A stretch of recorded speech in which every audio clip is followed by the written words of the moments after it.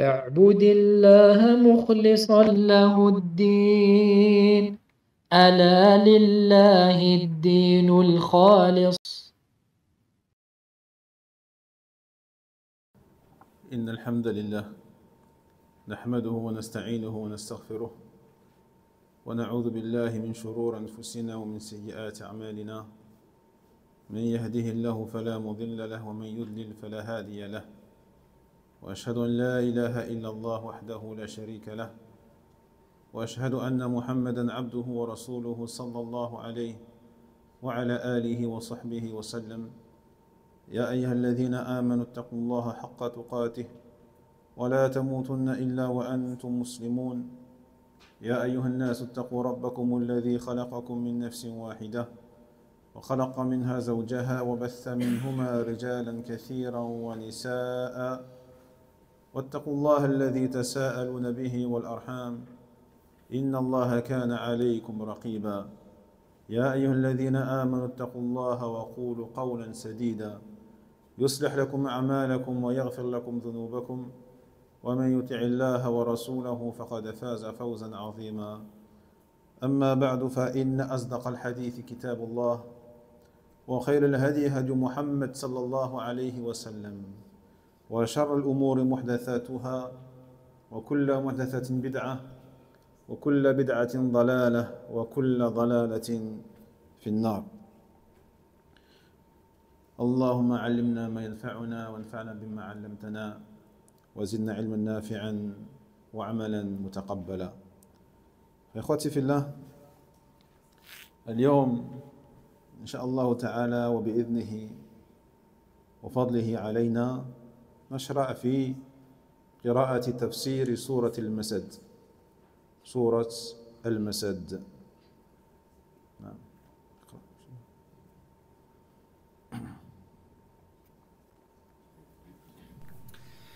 أعوذ بالله من الشيطان الرجيم.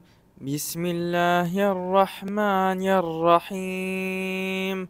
تبت يدا أبي لهب وتب، ما أغنى عنه ماله وما كسب، سيصلى نارا ذات لهب، وامرأته حمالة الحطب، في جيدها حبل من مسد. الحمد لله. جيد، بارك الله فيك. أحسنت. Quelqu'un d'autre, Inch'Allah? Volontaire? Sinon, je désigne.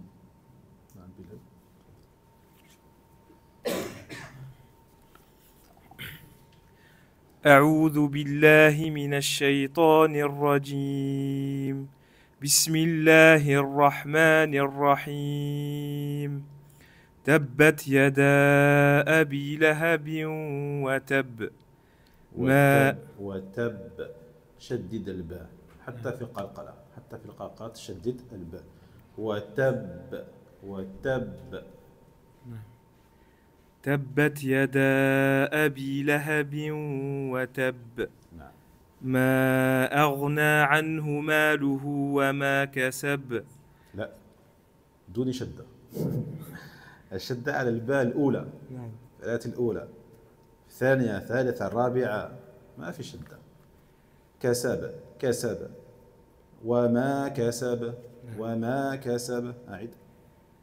ما أغنى عنه ماله وما كسب، سيصلى نارا ذات لهب، وامرأته حمالة الحطب، في جيدها حبل من مسد. نعم، أحسنت. Attention donc au premier ba et mushaddada. Les autres non. Il n'y a que le premier. Watab. Iwan, tu voulais?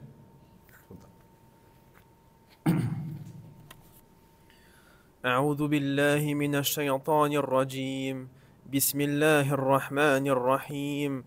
تبت يدا أبي لهب وتب، ما أغنى عنه ماله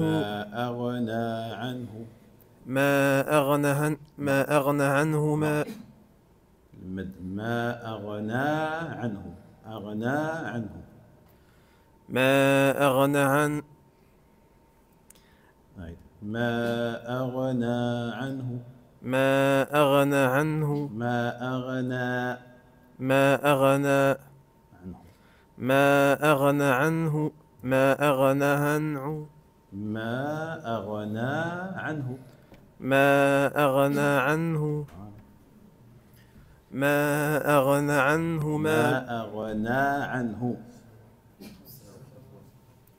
ما أغنى عنه ما prolonge le na prolonge le ما أغنى عنه ما أغنى عن أغنى عنه. T'as compris la règle ou pas? Oui, C'est quoi? c'est que je le prolonge pas. Bismillah. ما أغنى عنه ماله وما كسب سيصلى نارا ذات لهب سيصلى نارا ذات لهب سيصلى نارا ذات لهب سيصلى نارا ذات لهب ذات اللهب وامرأته حمالة الحطب في جيدها حبل من مسد. Tu le revois, Inch'Allah. Tu le revois, surtout le deuxième verset. Ma aghna anhu. Le noun, pense à le bien le prolonger. Ma aghna anhu. طيب. فهذا القرآن فيه من الدلالات الكثيرة ما يدل دلالة واضحة على أن رسول الله صلى الله عليه وسلم حق. ليس يدعو، ليس النبي عليه الصلاة والسلام يدعو لملك أو يدعو لجاه أو يدعو لمال أو يدعو لرئاسة قومه، لا. وأعمام الرسول صلى الله عليه وسلم انقسموا في معاملته ومعاملة ربه سبحانه إلى 3 أقسام، لأن هذا أبو لهب هذا من أعمامه، من أعمام الرسول صلى الله عليه وسلم. طيب، فاعلموا أن أعمام الرسول صلى الله عليه وسلم ينقسمون بالنسبة لمعاملتهم للنبي صلى الله عليه وسلم ولربه سبحانه وتعالى إلى 3 أقسام. إلى 3 أقسام. قسم آمن به وجاهد معه، آمن بالنبي صلى الله عليه وسلم وجاهد معه صلى الله عليه وسلم وأسلم لله رب العالمين. وقسم آخر ساند وساعد لكنه باق على الكفر، أي ساعد النبي صلى الله عليه وسلم وسانده لكنه باق على الكفر. وقسم ثالث عاند وعارض، عاند وعارض وهو كافر. فأما الأول يعني الذي آمن به وجاهد معه اثنان،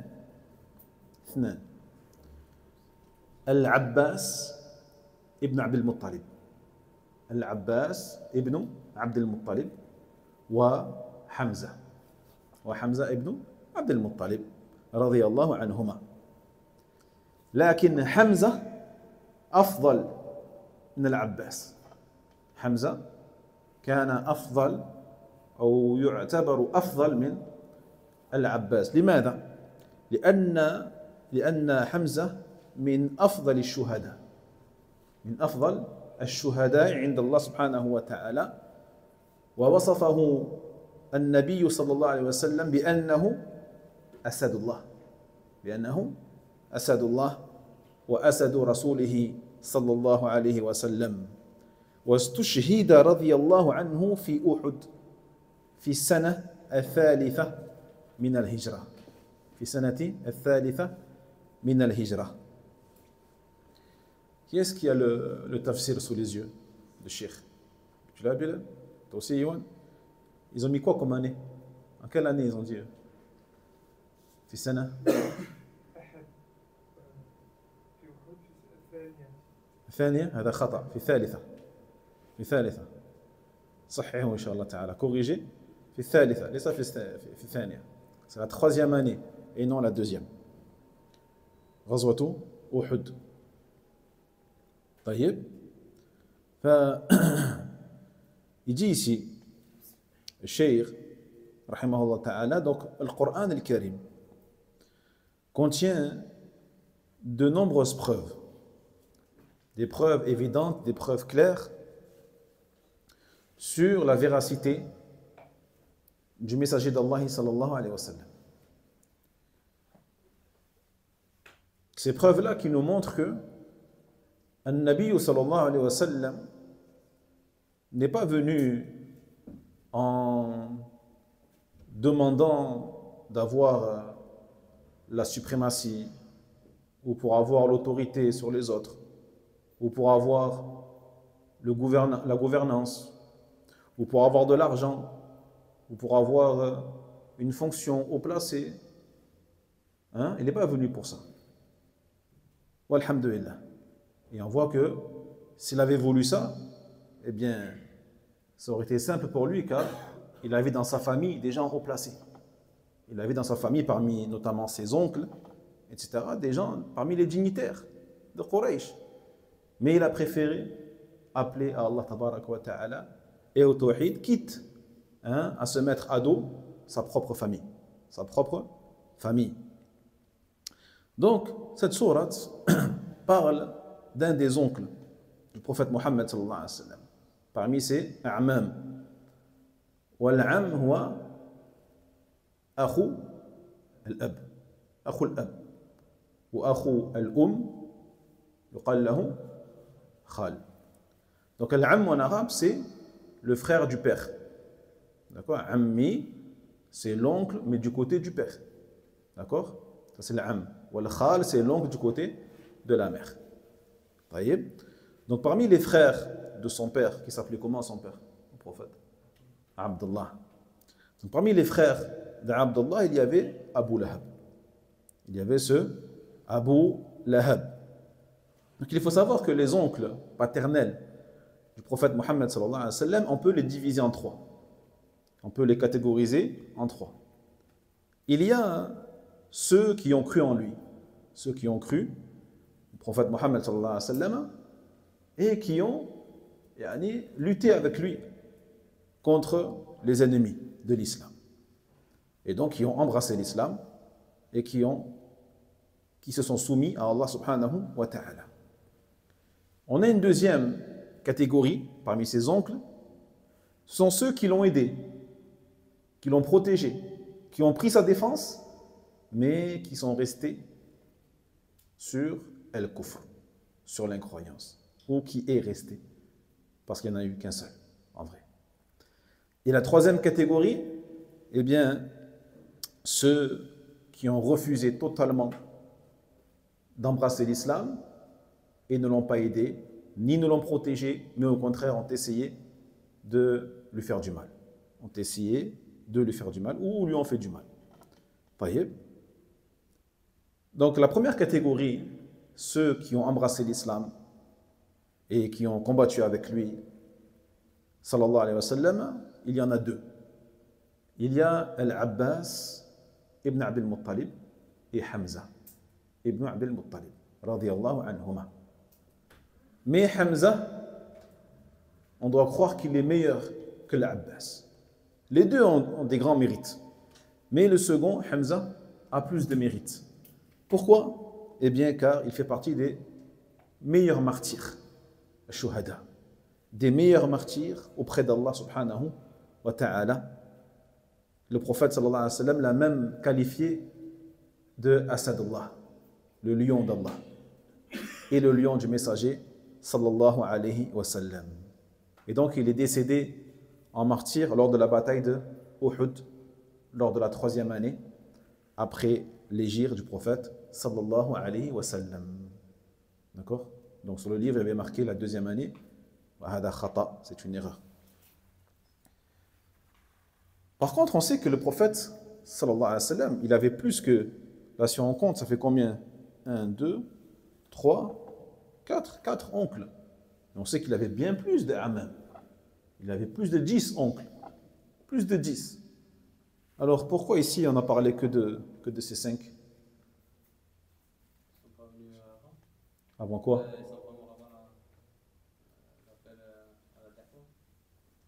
C'est-à-dire avant quoi? C'est quoi l'appel à la da'wa? Voilà, avant la prophétie. Parce qu'ils sont morts avant le wahi.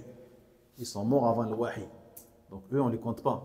On prend en compte ceux qui ont été vivants après la révélation. Donc c'est pour ça qu'on parle de ces 5-là, parce que certains ont décidé de suivre le prophète, sallallahu alayhi wa sallam. Certains ont décidé de le défendre, mais pas de croire, et pas d'embrasser l'islam. Et certains ont refusé totalement et ont combattu le prophète Mohammed sallallahu alayhi wa sallam. Et tous les autres, ils sont morts avant l'islam. أما الذي ساند وساعد مع بقائه على الكفر فهو أبو طالب. فأبو طالب قام مع النبي صلى الله عليه وسلم خير قيام في الدفاع عنه ومساندته، ولكنه والعياذ بالله قد سبقت له كلمة العذاب. لم يسلم حتى في آخر حياته، في آخر لحظة من الدنيا عرض عليه النبي صلى الله عليه وسلم أن يسلم، لكنه أبى بل ومات على قوله إنه على ملة عبد المطلب، أي على الشرك بالله سبحانه وتعالى وعبادة الأصنام. فشفع له النبي صلى الله عليه وسلم عند الله سبحانه وتعالى، حتى كان أي في نار جهنم في ضحضاح من نار وعليه نعلان يغلي منهما دماغه سبحانه سبحان الله.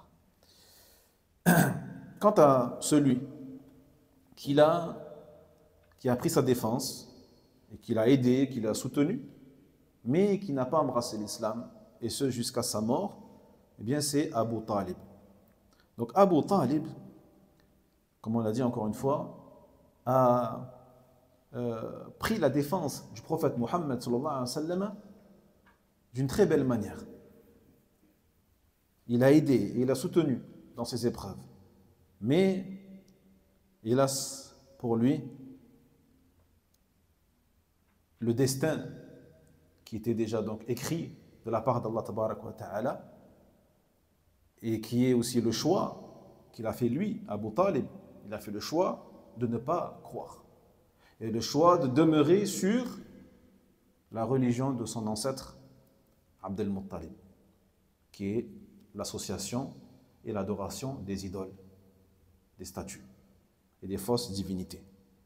Et ce, jusqu'à la fin de sa vie, jusqu'au dernier instant de sa vie, le prophète sallallahu alayhi wa sallam, donc son neveu, donc il aimait en tant qu'oncle, il ressentait bien sûr un sentiment à son égard qui est un amour filial, un amour de famille, un amour au niveau du sang, rahim, pour son oncle. Donc il n'a cessé de l'appeler à l'islam jusqu'à son dernier soupir, jusqu'à son lit de mort.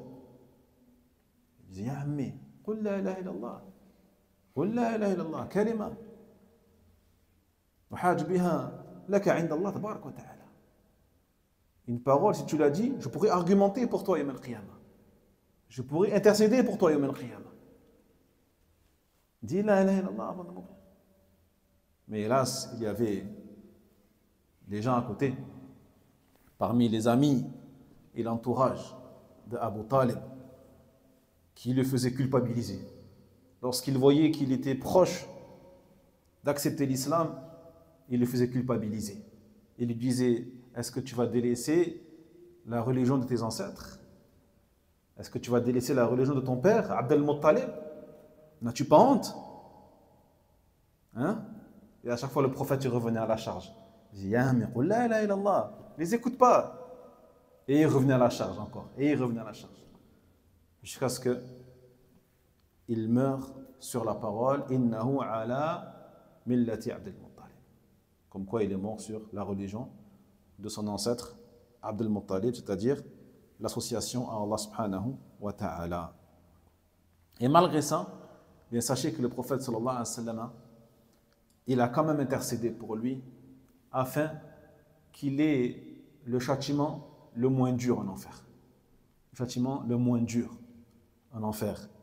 Et Allah, il accepta et il fera qu'il sera en enfer sur ce qu'on appelle Dahdah min nar. Donc Dahdah min nar, c'est un endroit peu profond. Donc, il sera dans un genre d'endroit qui sera très peu profond, d'accord? Mais quand même dans le feu. Il aura les deux pieds sur des braises, il aura les deux pieds juste sur des braises, d'accord? Mais cela suffira pour que son cerveau, il bouillonne. Cela suffira, le fait qu'il soit juste les deux pieds sur des braises, pour que son cerveau, il boue, qu'Allah nous en préserve. Et là, on voit, mes frères, le danger de la mauvaise fréquentation, le danger des mauvais amis et du mauvais entourage qui peuvent te mener jusqu'à al-kufr billah subhanahu wa ta'ala, et ce jusqu'à ta mort. Et ce jusqu'à ta mort. أما الثالث الذي عاند وعارض فهو أبو لهب عفوا أبو لهب. طيب، فأنزل الله فيه سورة كاملة تتلى في الصلوات فرضها ونفلها في السر والعلن يثاب المرء على تلاوتها على كل حرف 10 حسنات. يقول الله عز وجل تبت يدا أبي لهب وتب. وهذا رد على أبي لهب حين جمعهم النبي صلى الله عليه وسلم ليدعوهم إلى الله جل وعلا. جمع قريش يدعوهم إلى التوحيد وإلى ترك الأصنام، ترك الشرك، فبشر وأنذر. وقال أبو لهب للنبي صلى الله عليه وسلم تبا لك تبا لك، ألهذا جمعتنا؟ ألهذا الشيء جمعتنا؟ فقوله ألهذا جمعتنا إشارة للتحقير، تحقير،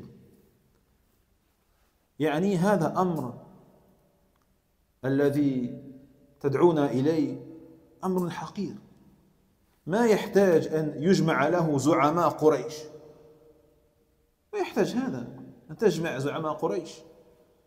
وهذا كقوله تعالى أهذا الذي يذكر آلهتكم، أهذا الذي يذكر آلهتكم أي بالسوء، والمعنى تحقيره، يعني ليس بالشيء ولا يهتم به، كما قالوا وقالوا لولا نزل هذا القرآن على رجل من القريتين عظيم، ولا على هذا الرجل، يعني يعنون محمد صلى الله عليه وسلم. قالوا لولا نزل هذا القرآن على رجل من القريتين. وما هما القريتين؟ القريتين لا القريتين ما هما؟ مكة لا الطائف. نعم، مكة والطائف. لولا نزل هذا القرآن على رجل من مكة والطائف عظيم، أي من زعماء العرب. فالحاصل أن أبا لهب قال تبا لك ألهذا جمعتنا، فرد الله عليه، رد الله سبحانه وتعالى عليه بهذه السورة العظيمة تبت يدا أبي لهب وتب. وما هو التباب؟ التباب هو الخسار، التباب هو الخسار، كما قال تعالى وما كيد فرعون إلا في تباب، أي إلا في خسار. وبدأ بيديه قبل ذاته، تبت يدا أبي لهب، بدأ الله جل وعلا بيديه. لماذا قبل ذاته؟ لأن اليدين هما آلة العمل آلة العمل والحركة والأخذ والعطاء وما أشبه ذلك. وهذا اللقب أبو لهب لقب مناسب، لقب، لأن اسمه الحقيقي هو ماذا؟ لا، أبو جهل شخص آخر. أبو جهل ليس من أعمام النبي صلى الله عليه وسلم. أبو جهل رجل آخر، لكن اسمه لا، عبد العزى، عبد العزى. طيب، وكنيته أبو عتبة، أبو عتبة عبد العزى، ولقبه أبو لهب. لماذا لقب بأبي لهب؟ فقال شيخ: لقبه مناسب تماما لحاله ومآله، لحاله ومآله. وجه المناسبة أن هذا الرجل سوف يكون في نار، سوف يكون في نار تتلظى لهبا عظيما، لهبا عظيما مطابقة لحاله ومآله. لحاله ومآله هذا واضح، مآله النار، وفي النار لهب. وحاله، لماذا حاله؟ لأنه كان رجلا جميلا جدا، كان عنده جمال يعني عظيم. والعرب كانوا يلقبون يعني ذو جمال باللهب، يعني هذا ذو لهب، بمعنى ذو جمال. جيد. والأصل كان يلقب لهذا، لجماله، أبو لهب. لكن كما قال الشيخ لقبه مناسب كذلك لمآله وهو النار. سبحان الله. يقول الشاعر: قل إن أبصرت عيناك ذا لقب إلا ومعناه إن فكرت في لقبه. وكذلك لما أقبل سهيل ابن عمرو رضي الله عنه، سهيل ابن عمرو، في قصة غزوة الحديبية، قال الرسول صلى الله عليه وسلم: هذا سهيل بن عمرو وما أراه إلا سهل لكم من أمركم. قال النبي يعني هذا جاءنا سهيل ابن عمرو، اسمه سهيل، وسهيل تصغير ماذا؟ سهل. طيب، سهل تصغيره سهيل، فاسمه سهيل. فقال النبي عليه الصلاة والسلام: وما أراه إلا سهل لكم من أمركم. طيب، ولأن الاسم مطابق للفعل، يعني في هذه القصة، في هذه القصة. طيب. Donc, ce troisième oncle qui a donc refusé d'embrasser l'islam et qui a refusé de défendre son neveu, sallallahu alayhi wa sallam, c'est Abu Lahab. C'est celui dont Allah tabarak wa ta'ala parle ici dans la sourate Al-Masad. Donc Abu Lahab, c'est un surnom. C'est un surnom qu'on lui avait donné. Et à la base, on lui a donné ce surnom-là, les Arabes lui ont donné ce surnom-là par rapport à sa grande beauté. Par rapport à sa grande beauté. D'accord? Donc à la base, Al-Lahab, c'est quoi? C'est une flamme. Hein, c'est le feu, quand tu allumes un feu, le sommet du feu, là, hein, on appelle en arabe Al-Lahab. Et c'était donc une image, une métaphore pour dire que c'était quelqu'un qui était très beau. Qui était très beau. Jaïd. Mais son vrai nom, c'est Abdul Uzza. Abdul Uzza. Le serviteur ou l'adorateur de cette divinité qui est Al-Uzza. Cette fausse divinité, bien sûr. Jaïd. Et sa kunya, c'est Abu Utba. Donc Allah tabarak wa ta'ala, il a descendu une sourate tout entière. Une sourate tout entière dans laquelle il se trouve humilié et rabaissé. Une sourate tout entière que les musulmans récitent de manière régulière, car elle fait partie de Juz Amma, donc les sourates qui sont récitées le plus par le musulman, et que la majorité des musulmans connaît, Jaïd, une sourate que l'on récite dans les prières obligatoires, dans les prières non obligatoires, que l'on récite à voix basse, à voix haute. Une sourate que lorsqu'on la lit, on est récompensé. On est récompensé pour sa lecture. Pour chaque lettre, on a 10 hasanat dans laquelle cette personne, elle est rabaissée et humiliée par Allah tabarak wa ta'ala. Donc il dit Allah Jalla wa Ala dans le sens que les deux mains de Abu Lahab aillent à la perte, que soient perdues les deux mains d'Abu Lahab ainsi que lui-même, wa tabba, ainsi que lui-même.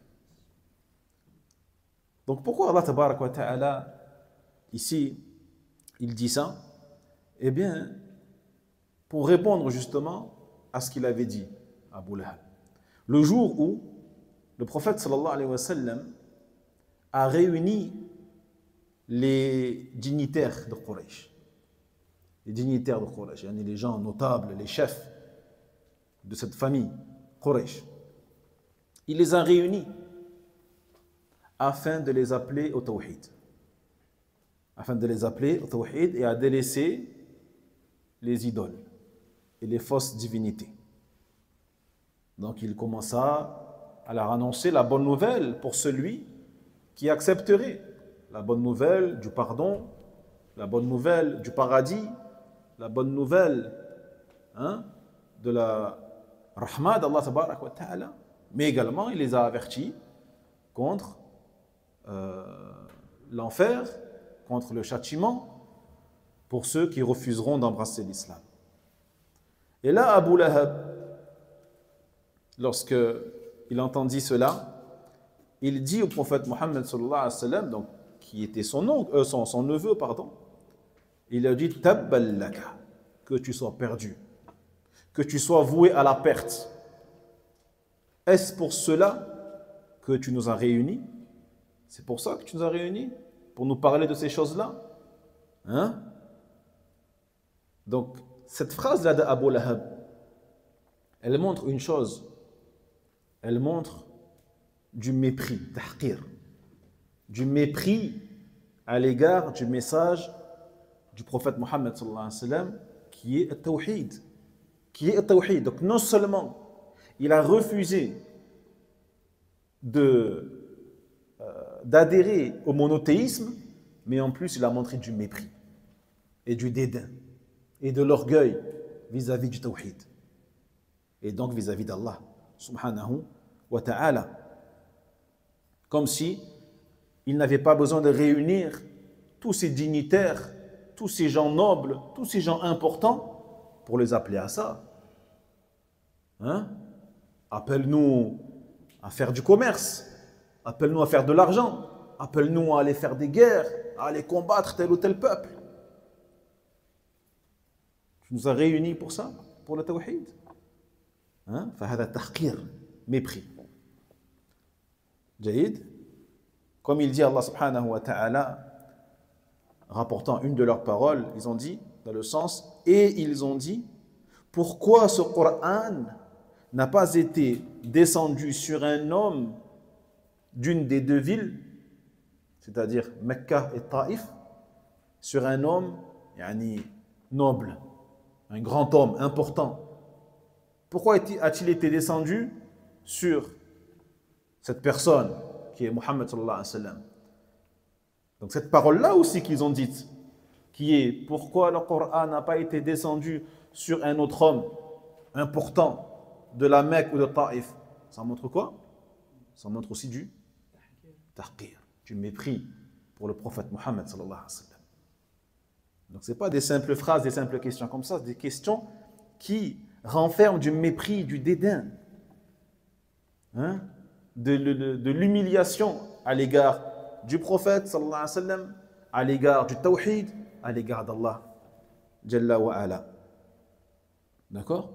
Donc il lui dit à Abu Lahab, que tu sois perdu, est-ce que tu nous as réunis que pour cette chose-là, yani entre guillemets, futile pour lui? Alors Allah tabarak wa ta'ala, il a répondu lui-même à Abu Lahab. Et il lui a dit, Tabbat yada abi lahabin wa tab. Que les deux mains de Abu Lahab aillent à la perte, ainsi que lui-même. Donc, at-tababu, donc par rapport au verbe tabba, tabab, c'est la perte, c'est l'échec. La perte, l'échec. Comme Allah tabarak wa ta'ala a dit par rapport à Pharaon, dans la sourate Ghafir, dans le sens, et le stratagème de Pharaon n'est voué qu'à l'échec. N'est voué qu'à l'échec. Wa ma kaydu Pharaon illa fi tabab. Et illa fi khasar. N'est voué qu'à l'échec. Pour quelle raison Allah tabarak wa ta'ala il a commencé par parler des mains de Abu Lahab avant de parler de sa propre personne? Il a parlé des mains. Eh bien parce que les deux mains, ce sont les membres qui servent à agir, qui servent à faire des choses, à prendre, à donner, et ainsi de suite. Jaïd. Donc ce surnom-là, Abu Lahab, c'est un surnom qui, malgré la première intention de ceux qui l'ont surnommé comme ça, qui était, on a dit, par rapport à sa beauté, eh bien, elle est aussi tout à fait en concordance avec le lieu qui l'attend. Avec le lieu qui l'attend, qui est le feu de l'enfer. Et Al-Lahab, on a dit, c'est aussi la flamme. Al-Lahab, c'est la flamme. D'accord? Et subhanallah, Allah subhanahu wa ta'ala a fait que son surnom est aussi un marqueur, d'accord, de la destination qui l'attend. Car on sait que tous maintenant, on peut être sûr et on peut dire que Abu Lahab finnar. Abu Lahab finnar. هذا لا بأس به. Tu peux dire Abu Lahab finnar. Pharaon finnar. Iblis finnar. Abu Talib finnar. Abu Jahl finnar. هذا لا بأس. جيد parce qu'on a des textes clairs qui nous le disent. واضح. نعم. Et pour donner un autre exemple sur le fait que parfois le nom de la personne est en totale adéquation avec le contexte ou avec la personnalité de la personne ou avec quelque chose que la personne elle fait. On a l'exemple d'un des compagnons qui s'appelle Suhail ibn Amr. Suhail ibn Amr. Donc Suhail, c'est ce qu'on appelle taskhir li sahl. Donc le mot sahl ou le prénom sahl qui veut dire la facilité. La facilité ou facile. Le taskhir c'est Suhail. D'accord? Dans l'histoire de Ghazwat al-Hudaybiyah. Donc la sortie de al-Hudaybiyah. Car lorsque Suhail Hada, il arriva auprès des musulmans, qu'est-ce qu'il dit le prophète sallallahu alayhi wa sallam? Il dit Hada Suhail ibn Amr. C'est Suhail, le fils d'Amr.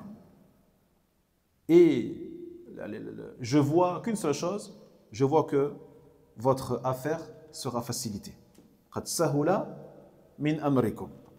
Ou sahula lakum min amrikum. Donc pour dire que le prénom de Suhail, il est en concordance avec ce que nous sommes en train de vivre, qui est qu'Allah tabarak wa ta'ala, il va nous faciliter. Il va nous faciliter. جيد. وهذا جائز في الإسلام. هذا جائز في الإسلام. Hein? Le fait d'être optimiste par rapport à des signes, à des alamat, de ressentir de l'optimisme.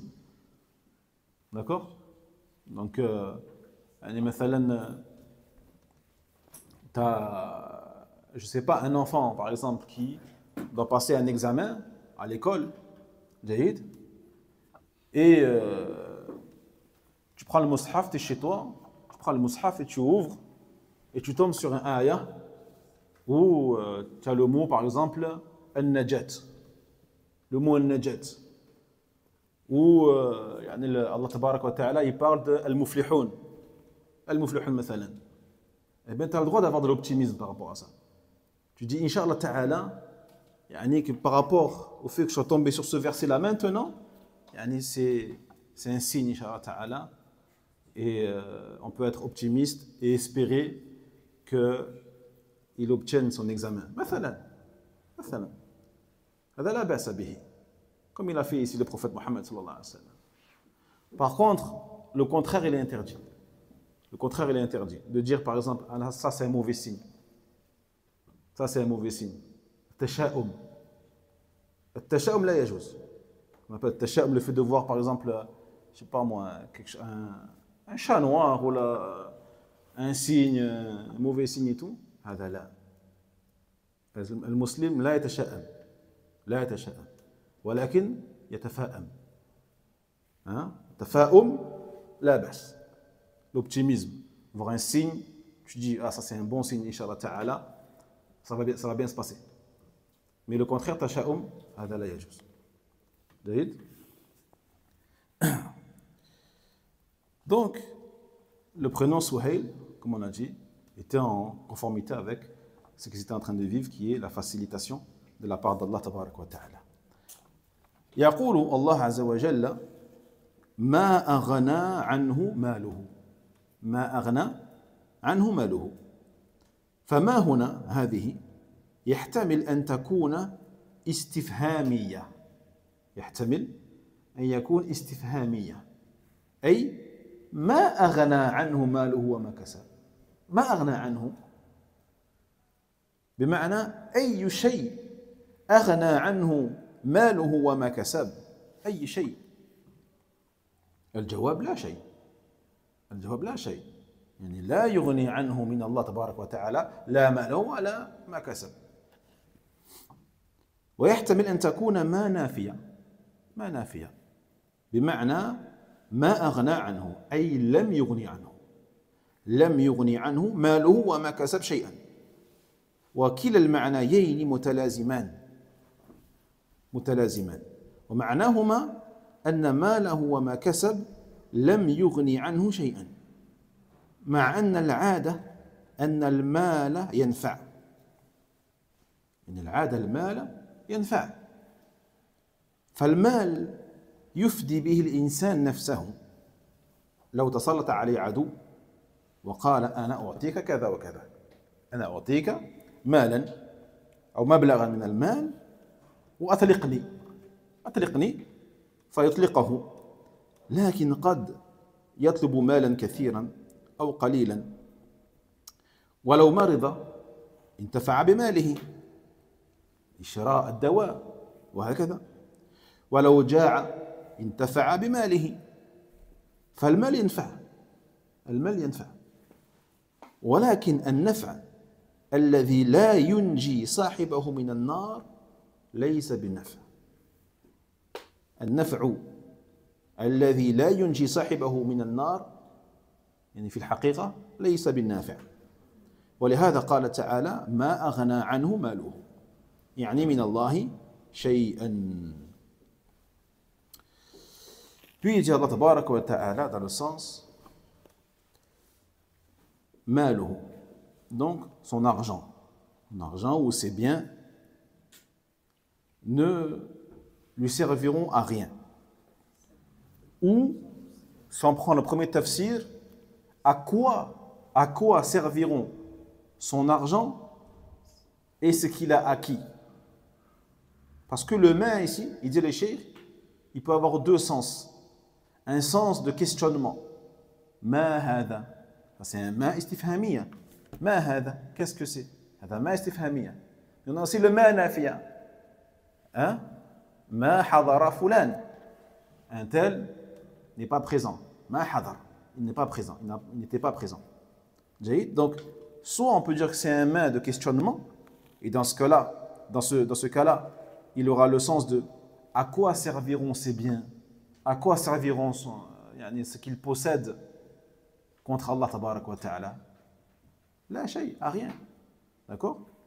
Et seconde possibilité, on a dit un ma de négation. Un ma de négation. Dans le sens, ni ses biens, ni ce qu'il a acquis ne lui serviront à quoi que ce soit. Yani, contre la colère d'Allah subhanahu wa ta'ala. Mais bien sûr, les deux interprétations, eh bien, elles sont justes et elles ne sont pas opposées. Elles ne sont pas opposées. Dans le sens, elles ne sont pas opposées. Car on arrive quand même à la même conclusion, qui est que ni son argent, ni ce qu'il a acquis, ne le serviront à quelque chose si Allah tabaraka wa ta'ala décide de le punir et de le mettre en enfer. Donc, al-mal, il a commencé par al-mal. Donc, al-mal, c'est ce que la personne, elle possède. C'est ce que la personne possède, al-mal. L'argent, les demeures, et ainsi de suite. Les montures, tout ça. Donc, al-mal, fait dunya, à la base, ce sont des choses utiles ou qui profitent, qui profitent à la personne. Donc il dit le cheikh, une personne par exemple qui est retenue captive ou prisonnière, elle peut, si elle a de l'argent, si elle est riche, elle peut donner en échange de sa liberté de l'argent. D'accord? Elle va dire, je te donne une telle somme et tu me libères. Et tu me libères. Ou alors, si elle tombe malade et qu'elle a de l'argent, elle peut s'acheter des médicaments. Elle peut aller chez les médecins. Jaïd. Ou si elle a faim et qu'elle a de l'argent, elle peut s'acheter à manger. De quoi boire, de quoi manger. Jaïd. Donc, l'argent, sur terre ici, c'est quelque chose qui profite à la personne. Mais il dit les chers, en vérité, une chose qui ne peut te profiter contre le feu de l'enfer, en réalité, n'est pas profitable. N'est pas vraiment profitable. Car les seules choses vraiment profitables, ce sont les choses qui peuvent être la cause que tu sois épargné du feu de l'enfer. Ça, c'est vraiment profitable. Jaïd. Non. ثم يقول وما كسب قيل المعنى ما كسب من الولد ما كسب من الولد كأنه قال ما أغنى عنه ماله وولده كقول نوح عليه السلام واتبعوا من لم يزده ماله وولده إلا خسارة ماله وولده إلا خسارة فجعلوا قوله تعالى وما كسب يعني بذلك الولد وأيدوا هذا القول بقول النبي صلى الله عليه وسلم إن أطيب ما أكلتم من كسبكم إن أطيب ما أكلتم من كسبكم وإن أولادكم من كسبكم وإن أولادكم من كسبكم وما كسب إذن بمعنى الولد. Puis il dit Allah subhanahu wa ta'ala وما كسب. Donc kasaba, c'est le fait de gagner de l'argent en travaillant. On appelle al-kasb ou al-iktisab. C'est ton salaire ou l'argent que tu vas gagner ou que tu vas générer en travaillant, en faisant du commerce, en produisant, en fabriquant des choses, en labourant la terre, en cultivant la terre. La kasb. D'accord? Certains savants disent qu'Allah tabaraka wa ta'ala ici, lorsqu'il dit wa ma kasab, il parle des enfants. Il parle des enfants de la personne. Donc ni son argent, ni ses enfants ne pourront le protéger contre le feu de l'enfer. Ils ne pourront rien contre lui, contre la colère d'Allah tabaraka wa ta'ala.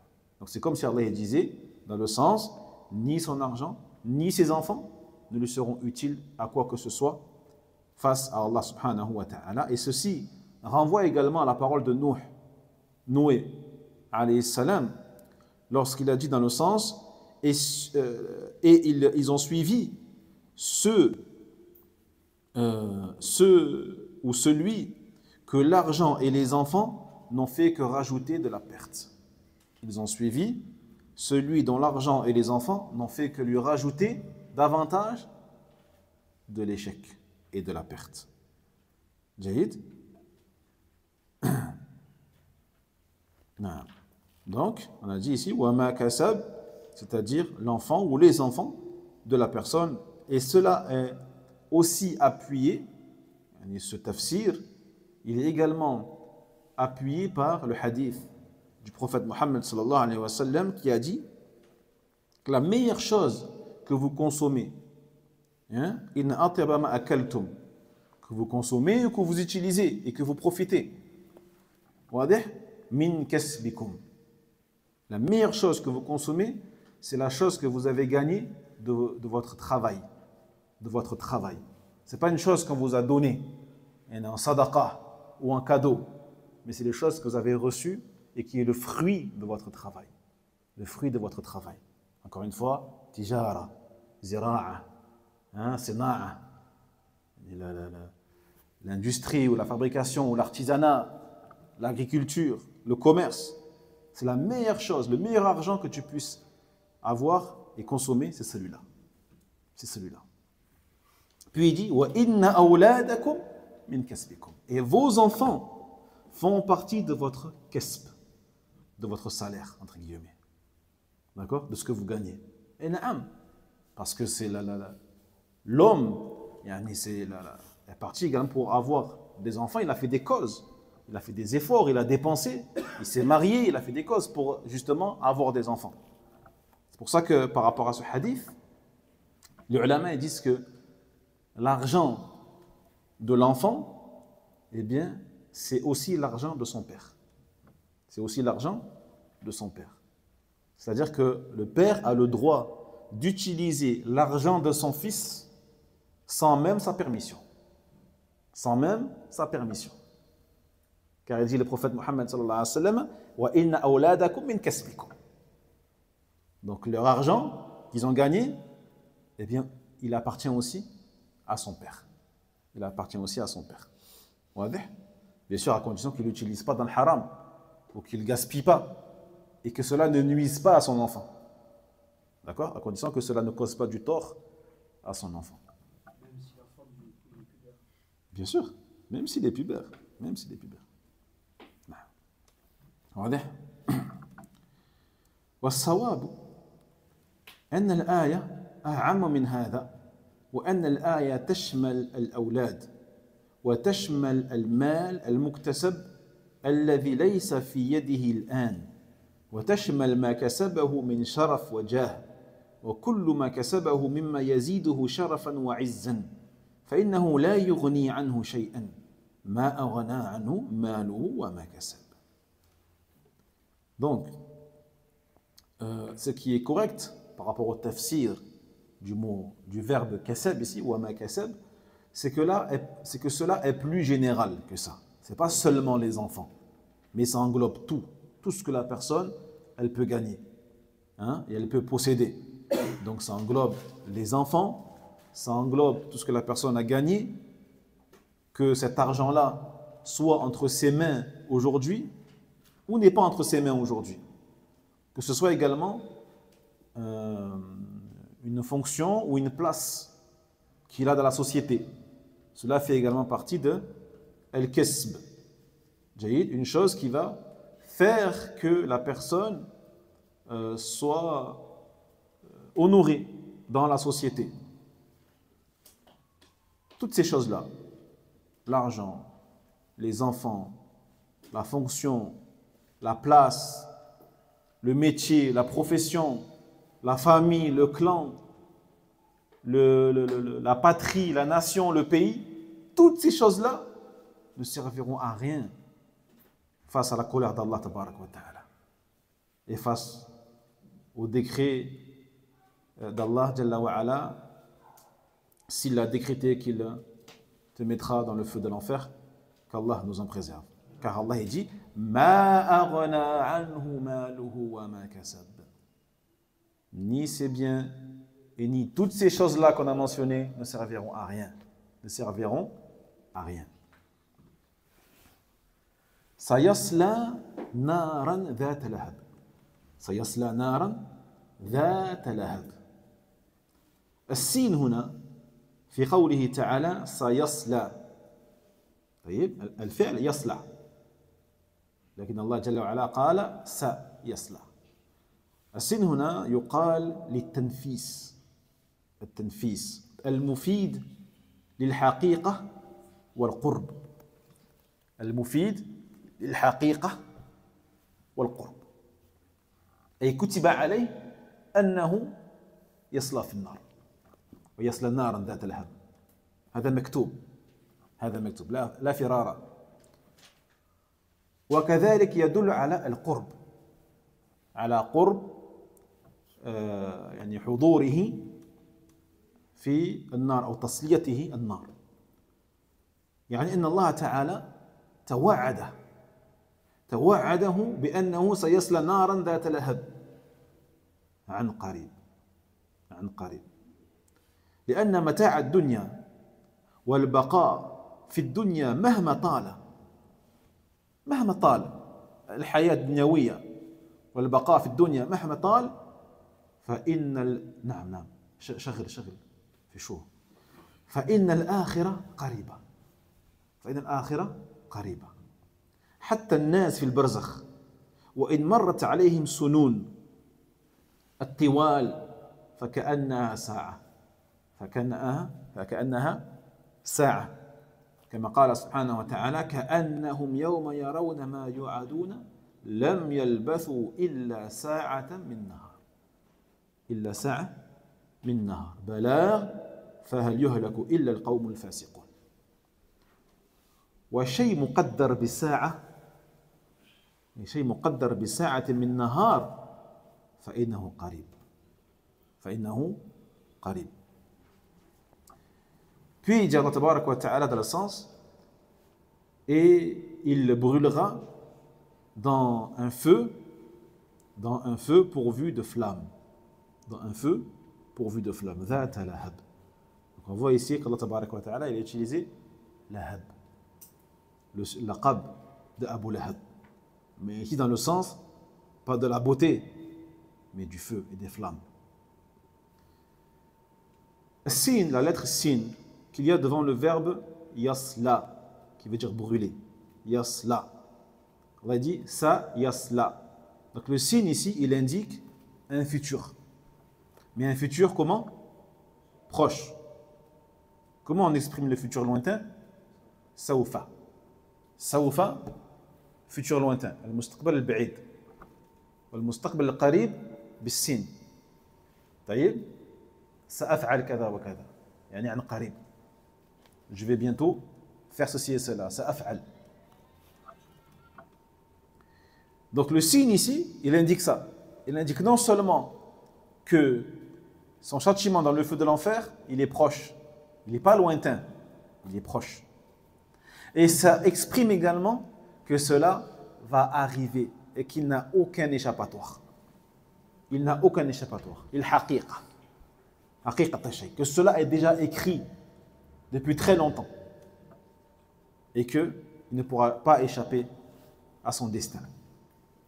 Mais que ce destin-là, bien sûr, c'est le fruit de ses choix et de ce qu'il a choisi de faire et de dire, bien sûr. Donc Allah Tabarak wa Ta'ala, dans le sens, il dit, certes, Allah Subhanahu wa Ta'ala, donc, lui a promis cela. Lui a promis qu'il brûlera dans le feu de l'enfer qui est composé de lahab, de flammes, et que cela est proche. Ce n'est pas un futur lointain, mais c'est un futur proche. Car, hadi dunya, ce bas monde, et tout ce qu'il contient, l'argent, et tous ces délices de ce bas monde, quelle que soit leur durée de vie, même si la personne vit de très nombreuses années, eh bien l'au-delà est proche. Al-akhira hiya qariba. L'au-delà est proche. Même si cette dunya, comme les scientifiques ils disent, elle existe depuis des milliards et des milliards d'années. Jahid. Mais même ces milliards d'années-là, par rapport à l'akhira, eh bien elle est proche. Elle est proche.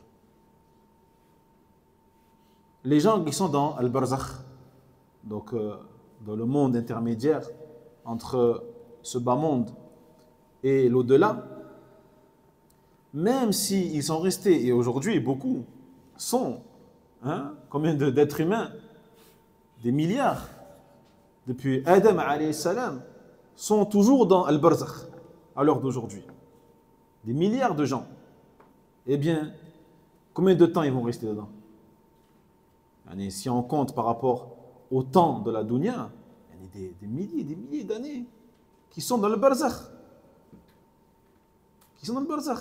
Eh bien, ces milliers d'années-là, lorsqu'Allah tabarak wa ta'ala, donc il va les ressusciter, et ils seront donc dans l'akhirah, leur paraîtra comme étant 1 heure de la journée.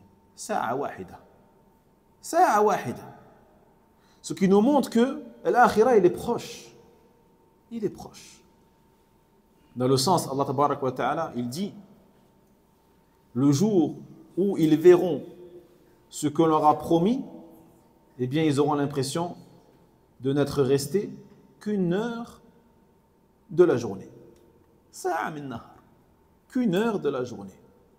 Et ceci donc est une communication claire, et bien sûr ne vont à leur perte que les pervertis. Donc une chose qu'Allah tabarak wa ta'ala a déterminée comme étant 1 heure de la journée nous montre que c'est une chose qui est courte, et que donc l'au-delà est proche. L'au-delà est proche.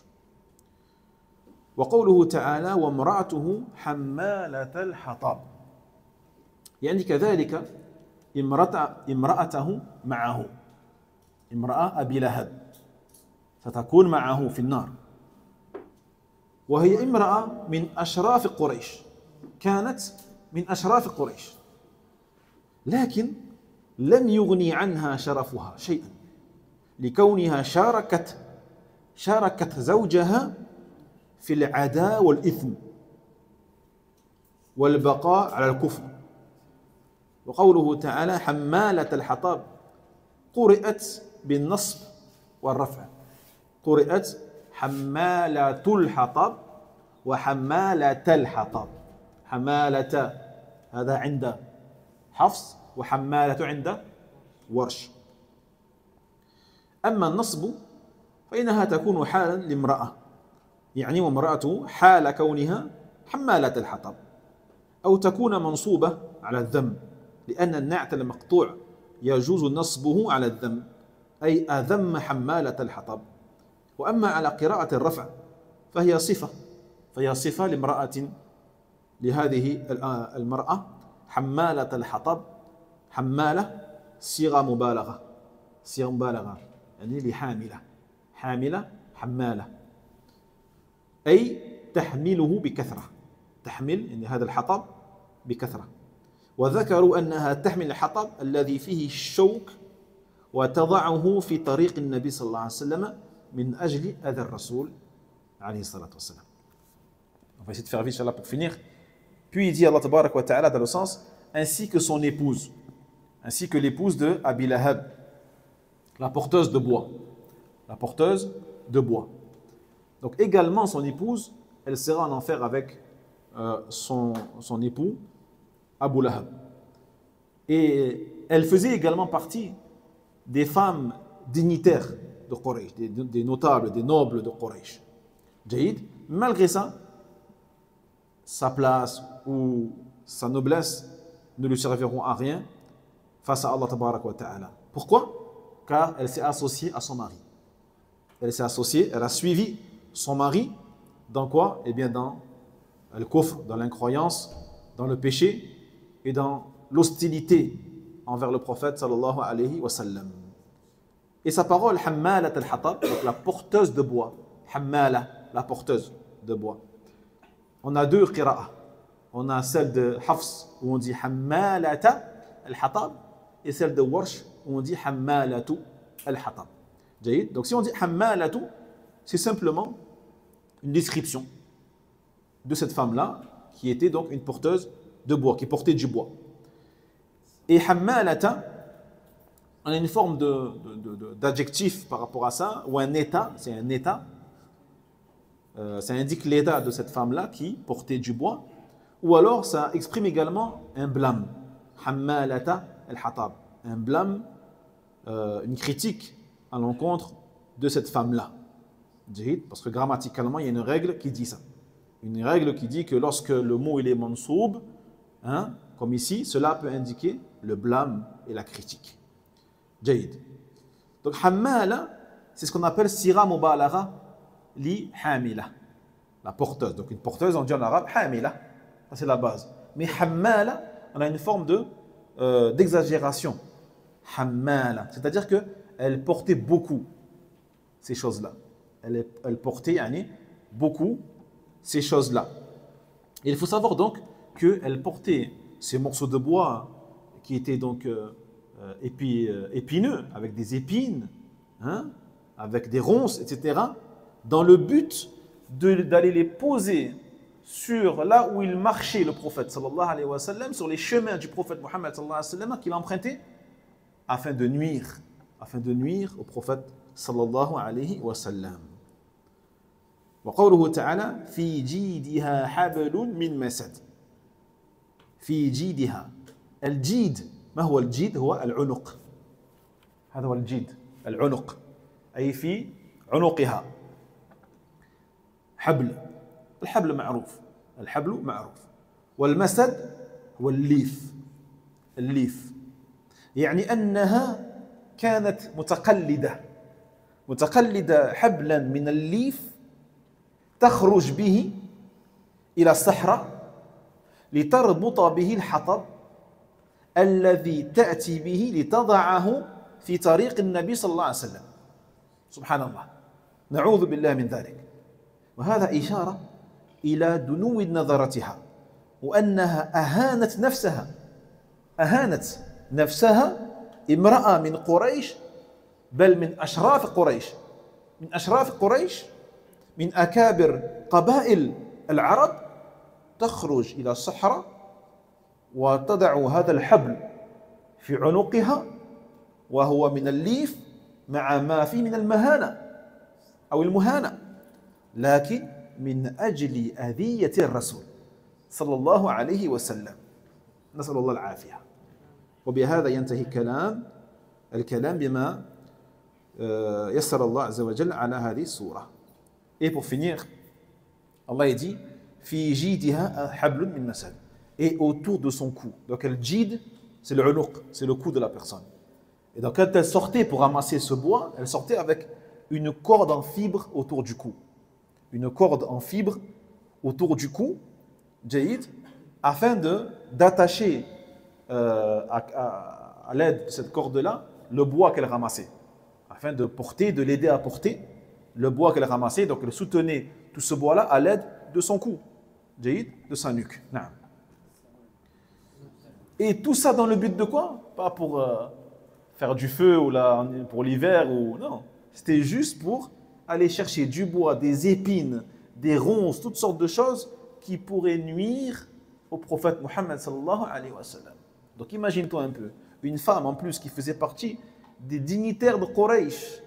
Non seulement déjà c'est une femme, d'accord? En plus, elle fait partie des nobles, elle faisait partie des nobles de Quraysh, donc les riches, les hauts placés, etc.